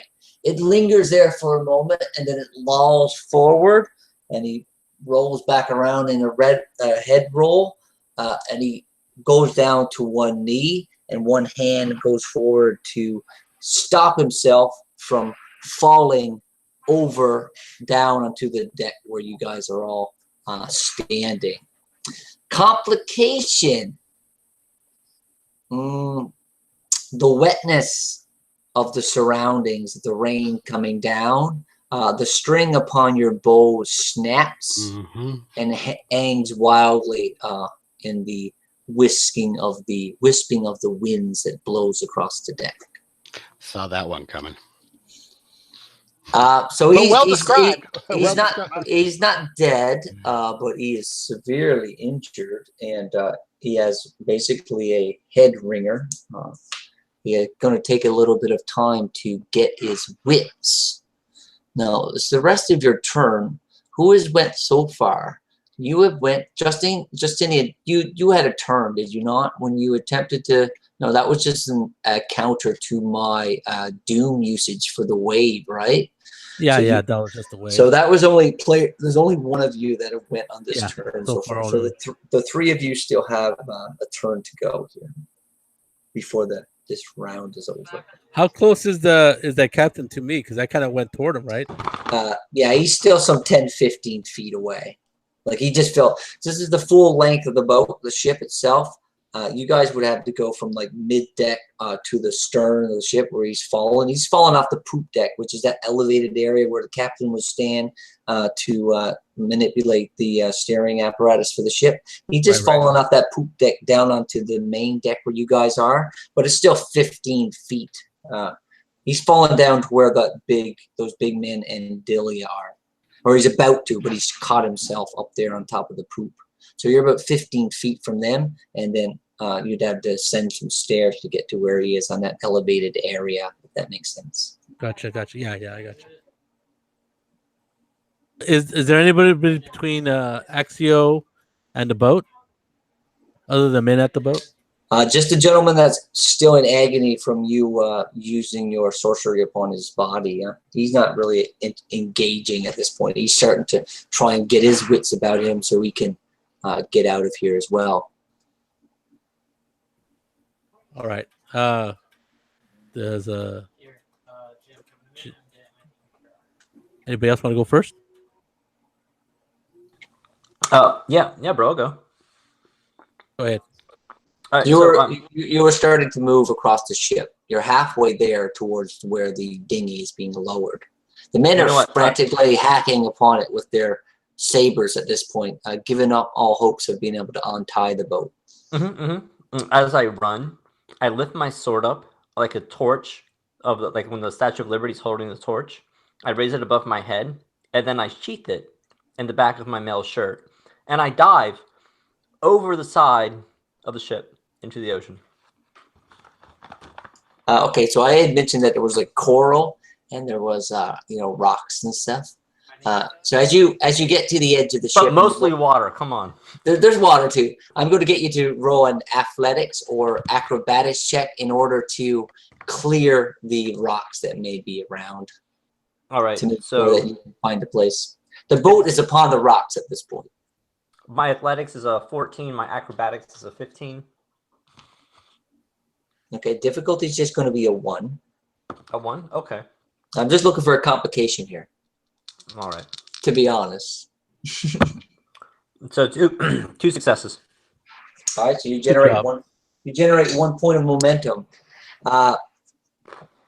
You see your friend sprint across the boat, past the dinghy that's almost lowered into the water, and do a dive into the frothing waves below.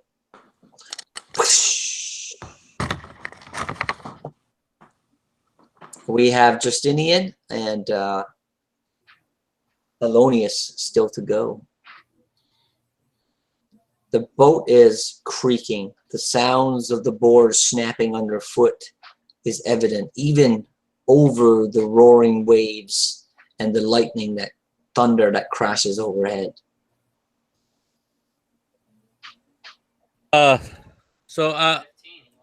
I'm like 10, 15 feet away from the two guys that have grabbed Delia. Yes, correct. Okay. I'll make my way back toward them, and I'll just raise my hand and like pretend to throw a spell, like say some incantation, and wave my hands around and I'll just motion for them to part away from her. That is, So, do you want to try and use one of the non-combat maneuvers? yes, exactly.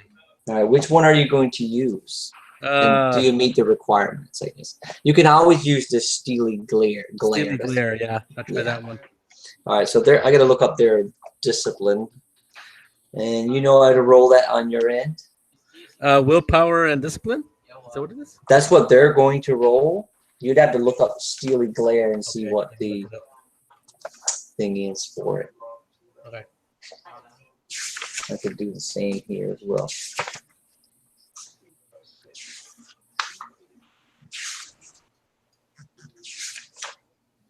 I actually like this non-combat mechanism that is in play here. Steely glare, there's no requirement. It does 2 damage. I think there might be a generic thing that all of them involve that you have to roll. It's a persuade skill for you, brother. Get that? Okay. Persuade. Yeah, persuade. So I have a personality of 11 and a persuade of 3. All right, so these guys are not sitting on much in the way of. I'm just gonna roll straight 2. I got 1 success for one of them, and no successes for the other. Okay, so I rolled 2 successes right on the dot. So I rolled, All right, so you, 14 and 14. all right, so you can roll your damage. Which is I'm going to 2, do the right? same. Yeah, it's just 2, and you can spend momentum if you want to do additional damage as well. No, I just did 1 point. All right, so you utter some threats in their direction. They're more taken aback by the sounds of agony of their captain above them, 10 feet above on the poop, than they are from the words being uttered by this weak man from the north. Yes.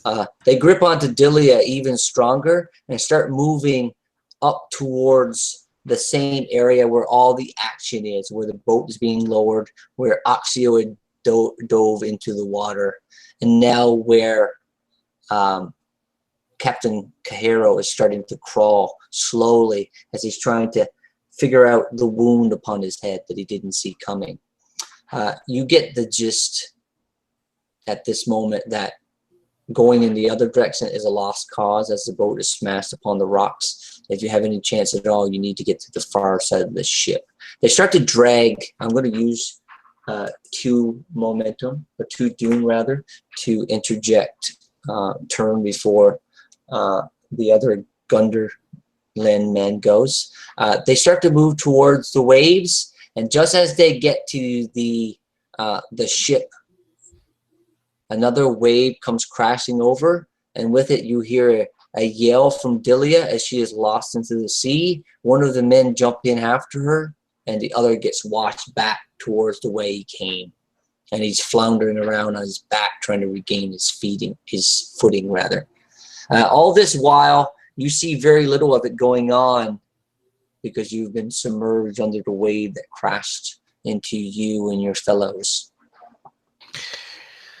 Did I just get that right? The princess or the she just went to the sea? Yep. Shit. Okay, it's Alonius's turn. Just in time. So, am I getting this correct too? We're currently underwater now, like the whole ship's sunk. It isn't, but it's coming apart at the seams with every passing second. Just imagine there's only been 30 seconds has taken place, 30, 40 seconds has taken place since you guys got up onto this upper deck. The chaos, the noise, the violence, the blood. And then you can hear the boat literally snapping as if the skeleton of it itself is coming apart violently. You've already felt it coming apart under your feet. The waves are crashing ever more violently into it, and the night is just lighting up with lightning, and the booming of thunder is ringing your ears. There's panic, there's anger, there's frustration, there's fear all around you. You come up out of the water. Yeah, I guess the first step is to stand back up Yeah, you could do that. I don't know how many actions that would take. Is that like a half? It's a minor action, yeah.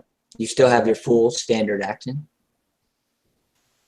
Okay. Can I just start sprinting up to the upper poop?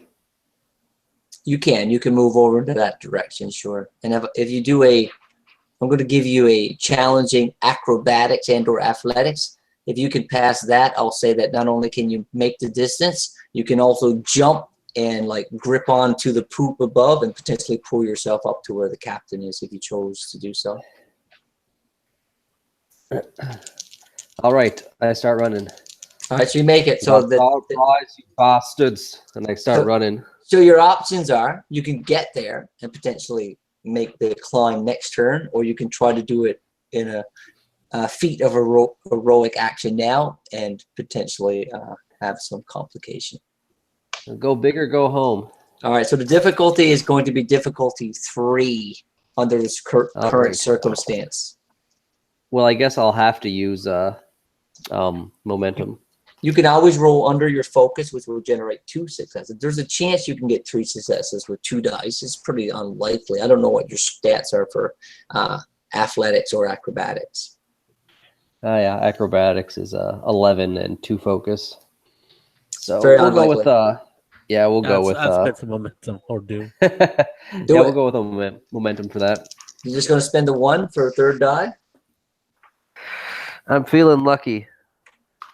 Well, you could spend a fortune, and that'll put one die at 1. That's right. If you spend successes, and those are generated, those are regenerated as well. They're not like spent and gone. Like you will earn some after the scene potentially. So yeah, that's an automatic. That's an automatic. Put a die on a 1. So that would be an automatic 2 successes if you spend 1 of your fortune. Sure, let's do that. Why not? So you still got 3 die, and you already have 2 successes going in. Okay, so I guess I don't have to spend the momentum then. Hey, I'll just roll an extra die. It's up to you. Do you want to put the momentum back and you not still have roll the your die? 2 dice. You still roll your 2 dice. Oh, okay. You get an extra die set at 1. All right, I'll put the momentum back in. So you're back at 4. You're going to roll 2 die, and you're already sitting on 2 successes. Okay, I rolled a 9 and a 15, so I got an extra success.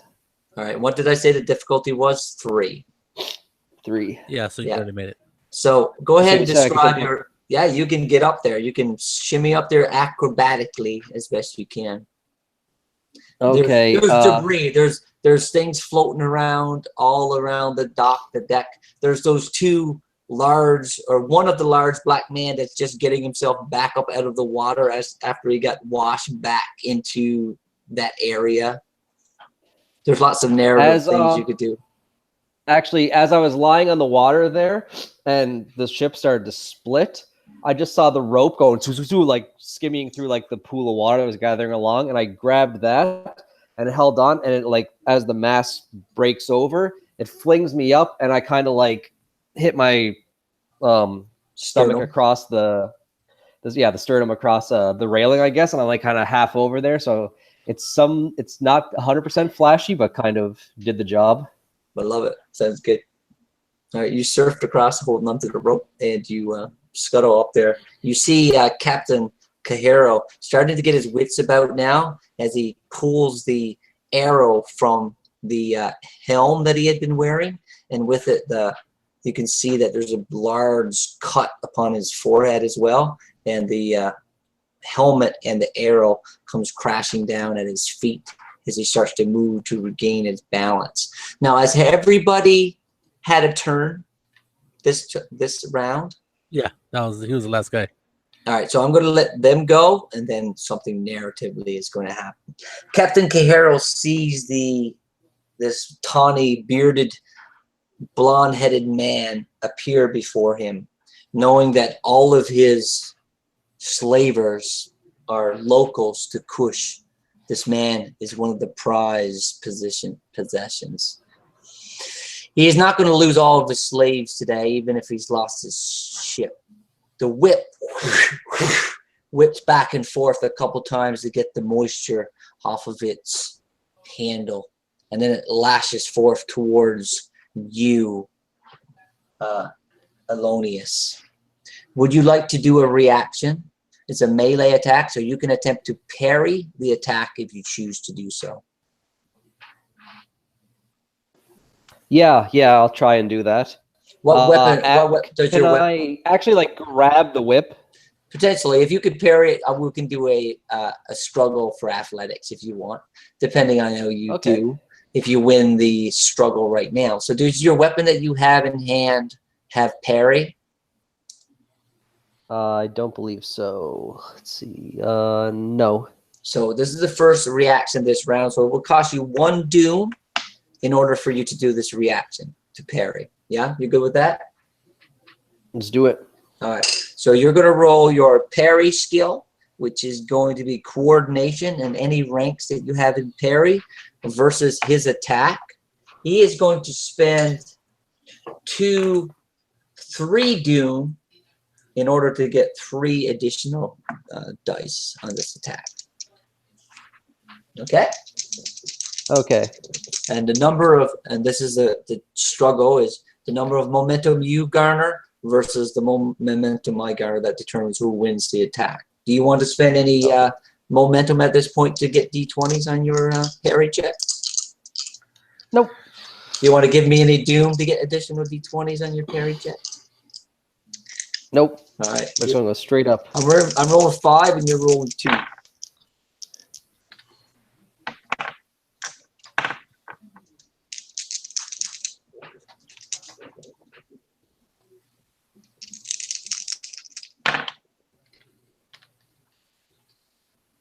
I rolled 3 successes. There's your number. I can't see it. 0? Okay. Yep. So, all right. So that's going to be 2. I can only ever put 1 back in the pool. I can't net more than 1. Like you guys can net all your bonuses. I only can net 1 on any given attack. So I'm going to spend the other 1. And that's going to be just for an additional damage. Okay. So he lashes out with the whip. And then as you're coming up over that railing, your wind knocked out of you slightly from crashing your sternum into the poop deck rail. He is waiting for you as he sees you. Eyes meet eyes, and the whip lashes out. That's 3s. That's good for you. That's 1 and an effect. 2, 3, and 2 effects. And I'm going to use that doom that I had for an additional damage. So you're sitting at 4 damage and 2 effects right now. I'm just looking at the effect. That's what I'm looking at right now. The whip does grapple. It does grapple, doesn't it? Something like that, I figure. Yeah, I have to look it up. Thought I had it written down. So the whip wraps around your neck once, twice, thrice. It wraps around your neck, and immediately you can feel the air exit your body as he tugs, and you come over the railing another foot, almost to the point where you come face down onto the poop deck proper. The rope bites into your neck. The cord strangles you. Your hands go up. You reach. You try to struggle to get yourself free. You're entangled. So basically, in order for you to do any action, you're going to need to pass a parry check, which is basically the strength in order to pull it free. But it's all a moot point. Oxio, you're in the water below. You look back over your shoulder, and you can see the ship literally coming apart in 2 pieces now. Like the Titanic that sits at the bottom of the Atlantic Ocean. One part goes one way, and the stern goes another. I throw my head back and laugh heartily at the carnage and destruction and at the men. There's floats and all around you, pieces of board, pieces of materials and supplies from the ship's cargo holds float by. There's dead bodies. All the people underneath are starting to come out of the cracks that have opened up in the boat. Slavers are screaming as they scurry and help their fellow men into the boats all around them, out of vantage from where you sit in the water looking back. Through the lightning, may I observe any land close by? So picture this. You are on a reef. There's rocks all about you, jagged, looks like volcanic rocks, black rocks jutting out of the water. Mm-hmm. The boat is starting to come apart, and as it does so, there's a flash of lightning, and through the opening where the boat is separated, beyond that point, you see a flash of lightning, and then there's greenery as the canopy of this forest on the other side of a beach is some 300-400 yards past where the boat's coming back towards the opposite side. Okay, that's where I'm going to powerhouse my way through these corpse-bloated waters towards that shore. Okay, sure. That's what your intent is to do. Justinian, you are thrown from the ship into the water. Your body flailing as it hits with impact. Bang! You're back upon the water. The wind is knocked from your lungs, and you go down and you swallow a deep swig of this cold, cold seawater. Yum, yum. I'm gonna just try to get to the surface of the water. Okay. Are you wearing armor? No. All right. So we'll do these tests in a second. So this is a narrative fast forward built into the module, and we'll play it as such. Dawood, you, having trained your bow on the captain and seen your arrow fly through, feel a moment of glory, of success, but it's fleeting when again another waves come crashing in and takes the feet from you. Unlike your companions that have been washed out with the wave, you've been pushed back towards the other side of the ship and go tumbling out over into the wreckage onto the rocks below. And so I am not sinking in my brigandine, right? No, I was for you. warned. Who warned me? Whoever warned me, yep, you're right. Lucky for you, you weren't pushed into the water, but there is still water between you and the beach ahead. The beach, right. But you land on some rocks, and I mean, you're not the only person. There's other bodies there as well that has been washed through and washed over. Now, can I ask a question? Can I make an observation test, maybe at a difficulty? I don't know. But where did the lady go? Oh, did no, she go the opposite way of me? Yeah, she got washed back out with a wave with the black slaver that had his hands on her. He went after her into the water. There's no keeping track of where anybody besides yourself is going at this point. No, right? that's correct. Okay, and you actually take 3 points of physical damage from the fall as one of those sharp volcanic black rocks juts up through your brigandine armor and cuts deeply into your side. Okay, so that is vigor, correct? That's correct. 3 points of vigor reduced. And 3 points of vigor reduced by the armor? Soak. If you got soak in your armor. I've got 2 soak on my body, torso, and legs. Good. That's sufficient. You take 1 point of vigor damage at this point as the rock cuts through and brings blood to your abdomen. Through your back, almost to where your kidneys would be. Just missing them, not puncturing them. But you're definitely wounded, and you're seeing agony of screaming bodies around you, some dead, some dying. All right, fast forward. You can swim ashore in a moment if you choose to do so. Oxio is already swimming ashore. Unfortunately, we'll do the person that was in the most dire straits first, and that would be that of Alonius, that was already being strangled out at the moment of going overboard. Alonius, you wake up. You have no concept of the time. You wake up hours later because where you'd seen the blackness of the ocean and the blackness of the stormy sky, you wake up on the beach. You could feel the grit of the sand on your cheek and in your beard and upon your tongue. You could taste the salt water. You could feel the burning and stinging sensation in your eyes. Still wrapped around your neck is that laced whip of that dreadful captain that had nearly strangled you moments earlier in your mind, even though it's some time has passed. The black ocean is replaced by the beautiful turquoise and jade green waters as the Stormy waves have dissipated and now still waters. You see the blue sky above you. You can hear the sounds of seabirds. The slight breeze gives a faint smell of tropical fruits coming from the woods that are behind you. You open your eyes. You see strewn about you pieces of wood, pieces of crate, pieces of barrel, pieces of body, dead people, other people moaning and groaning as they get up. One of those individuals is Justinian.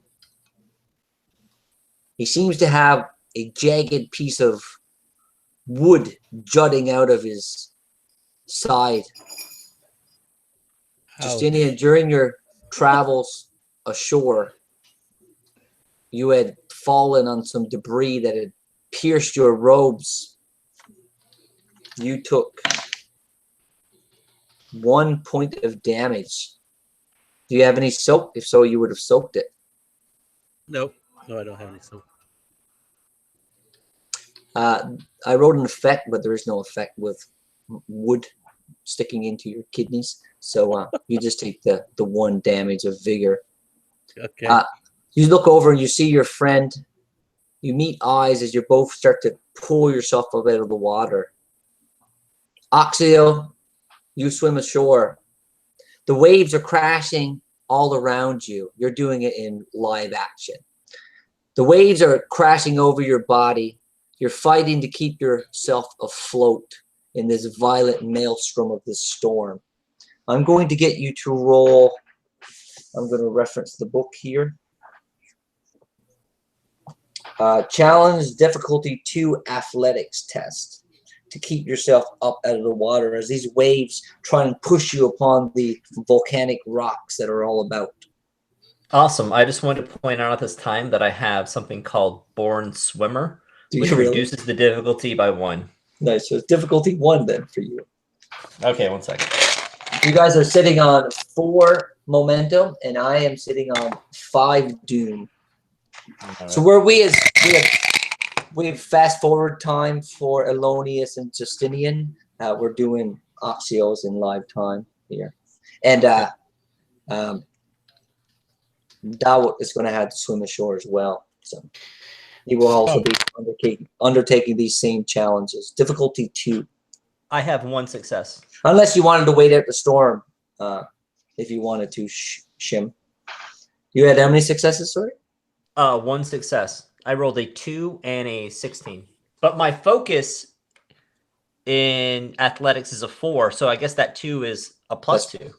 That's correct. That's 2 successes. So you've garnered 1 momentum. What would you like to do with it? What's our momentum standing at now? You were at 4. This will put you to 5 if you want to pull it. I don't know, but I don't. Yeah, I want to pull it. All right. You could also, swim better if you want. I think I did okay. Okay, good. So you battle through, even though the muscles in your arms are burning with the exertion of swimming through these stormy waves. You understand not to is certain death. So you battle through. You swim around the corpse of the ship as you can see the bubbles as the ship starts to descend down into the water. But you power through and you swim with powerful strokes and you come up ashore.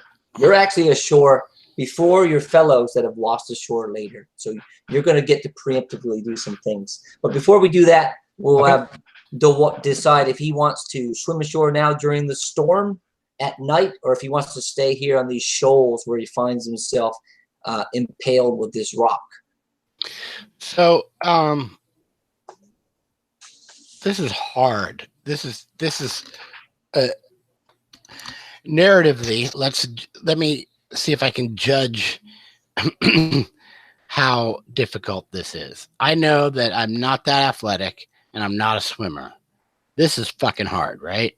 My character. You got 200 yards to swim in stormy ocean with more rocks and jutted shoals and coral all around you. I'm gonna sit it out and try and if I lose the party, I'm gonna try and track him later. I mean, that's more my character would know that he would be much better at like catching up than he is at trying to survive this. Okay, so let's do our first heal if you want. So you have some downtime that you're sitting there up on the rock. Your back is on it, and you can hear the moaning and all the stuff around you. But right now you're focusing on recapturing your energy, your strength, because you do know at some point you're going to have to swim ashore. You can't stay here, right? Mm-hmm. So you're just trying to regain your strength and to take assessment of any injuries that you have. You have that cut into your abdomen or into your back that you just sustained. Did you have any other prior injuries? Can he try to climb into a boat with some people? I would say where he is on the other side of the thing, you would have to swim there to potentially get in a slaver boat if you want. with the guys who I shot, their buddies, their captain. Yeah, Hey, I didn't see that. you guys are all obvious slaves because well, they're all black from Cushion. Oh my god. There's no cultural diversity on the ship. This is a black corsair ship from like the Black Kingdoms. Like you guys are definitely prizes to be had and not partners in crime. But I thought he was Semitic. He is, but he's still not African black. Okay. Let me look up this healing. If anyone knows it offhand, please go ahead and tell me. One of the actions should be to summary of actions, standard action, recover, attempting a recovery, attempting to recover lost vigor or resolve. So if you look at your actions in the book, basic actions, displays. Let's see. I'd like to do that just for the purposes of doing it. Damage and recovery, damage rating, bonus, momentum. Sorry. Let's see.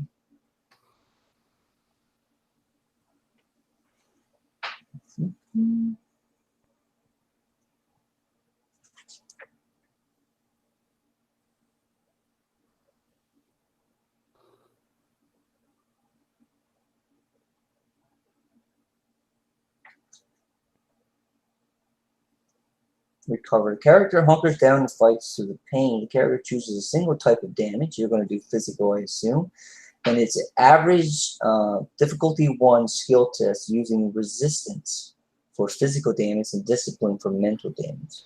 On a successful test, the character regains 2 points of vigor or 2 points of resolve. It was a mental test that you were trying to recover from. So the difficulty is difficulty 1, and for you, you would be rolling against discipline. Or sorry, you would be rolling against resistance. Okay, so I am not healing myself here. I am letting my body do it, correct? That's correct. You're just trying to recover, yeah. And so I'm rolling against resistance.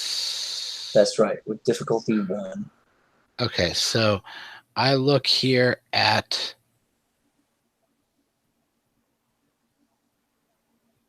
where is that resistance? So it's on page 116. No, it's under brawn. Sorry, I was looking for my stat. Yeah, it's brawn. Right. So I roll. I have 2 dice, right, and I'm trying to get a success of 1. That's correct. Okay, I got a 7 and a 10. My resistance is a 10, so I would have 2 successes. All right, so you heal 2 points of vigor, or you can heal 4 points of vigor if you want to spend that additional momentum. I only need 1 because I only took 1 damage.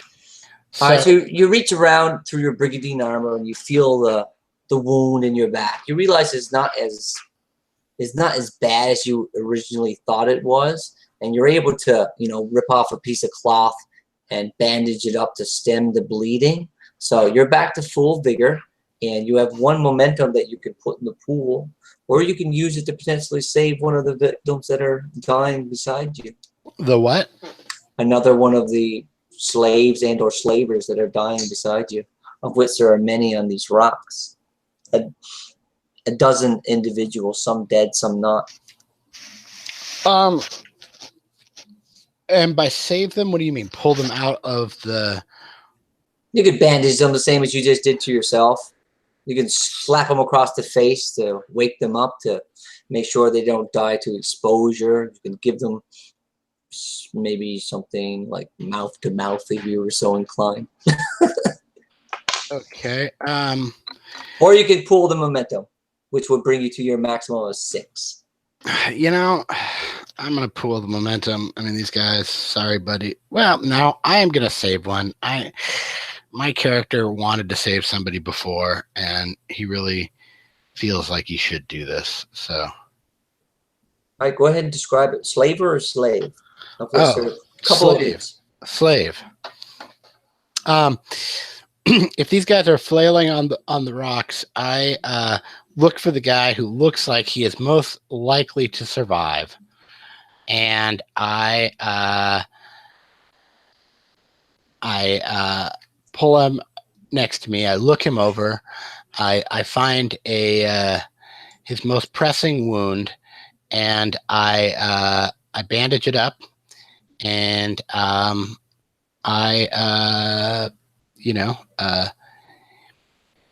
tell him, even though it's in my language, well, no, I'm gonna stay in Stygian, that it's be all right. Stick with me, and here, put on this red shirt. Yeah, he takes it. He is wearing nothing. He's a slave. He was wearing just a sack, half of pants. So he puts upon the red shirt and thanks you. He tries to hug you. He tries to hug you. The red shirt was a joke. That was a Star Wars or Star Trek reference. But I do put my cape around him. I do have an extra cape, and I do wrap the cape around him and tell him to, and I hug him back. Oh, there's still chaos. It's a very manly hug. Don't worry. It's very manly. There's chaos. There's still chaos all around you, and you will try to swim ashore after the seas calm down. Oxio, you're ashore. When you come up upon the ocean, you see a glimmer of green in the green of the ocean. This is a darker green, and it's moving at a rapid pace, kind of wavering. It's a shadow underneath the calmer waves now.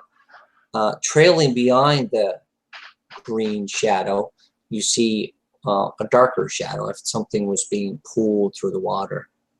You keep your eye on it as it's something that seems abnormal, even in this very abnormal evening. And then a half a mile up the coastline, you see it. You see the form of this humanoid creature. You say humanoid because it's bipedal, but you know for a fact, even though you travel the lands to the east and all through the north, you've never seen a creature like this. You've heard stories of mermen and mermaids and how they're depicted with blonde, beautiful hair and tails and big breasts, but this is not that. This is bestial. This is animal in form. You can see the green scales and a fin running down the head of this creature, down its spine. It had muscle-bound arms. And you could see from even at this distance, you can see taloned, webbed hands. And in that webbed hands, you see the brown locks of the beautiful girl that clung to you desperately for aid that you flung aside. The one that had offered you riches beyond your wildest dreams. She's unconscious.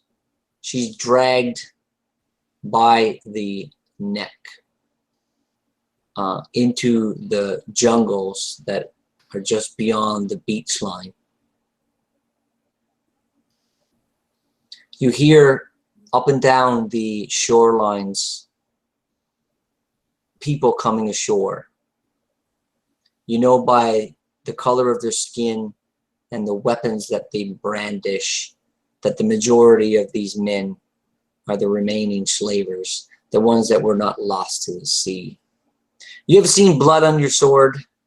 You have tasted victory. And you know that in the morning to come, there will be more blood. There will be more death. there will be more chances for glory. And I think we'll end it there because we're at 11:30. I know we're short, but I think we can end it there, and then we can pick it up again later. You guys cool with that? Yeah, I'm all right. Fine. Oh, Troy, I want to say thank you for running the game tonight. I know you've been working like absolutely crazy this week. So it was absolutely a delight. Thank you very much, man. And thank you guys. Yeah, it was fun for sure. Good game. We'll keep it short. Like I said, we'll play again in 2 weeks if you want to. And it's a good place to end because there's definitely more combat. And we've just discovered that combat can take quite a while in the game as it is designed. But that's okay. You know, something that's interesting, I just wanted to toss out. It after playing a little bit, it goes together well, actually, at a very sword and sorcery sort of way. That the combat seems like it takes a while, and then it's all over real quick because somebody dies. And then I was playing it with another group, and our sea journey of like 3 weeks then took us 15 minutes. And then a conversation with this guy at a tribe that took half a adventure because we're doing a lot of talking. So it actually very much feels like a short story or a novel because of the amount of time that's spent on it. It actually, the whole game doesn't grind. It actually, I got a feeling that we'll probably delve into most aspects of this game. We'll have some in-depth role-playing sessions with NPCs and you guys developing your bonds as characters as well. That'll only enhance the role-playing. It's hard to role-play when you're trying to flee a breaking apart ship when it comes to narrative stuff, right? Descriptive dialogue. But there's also another very cool part of this game in the downtime called carousing or whatever, where you roll like dice and all these random events can happen that could generate more adventure and, more storylines, et cetera, et cetera. So right now we find ourselves, you guys have shipwrecked onto this beach. Oxio is the only one aware of Dilia's fate. And what he decides to do with that information will be up to the Reaver from the north. The two of you have made it ashore. Luckily so, luck was on your side. Maybe it was the power of Mitra and taking care of not only his priest, but also his fellow man from Gunderland.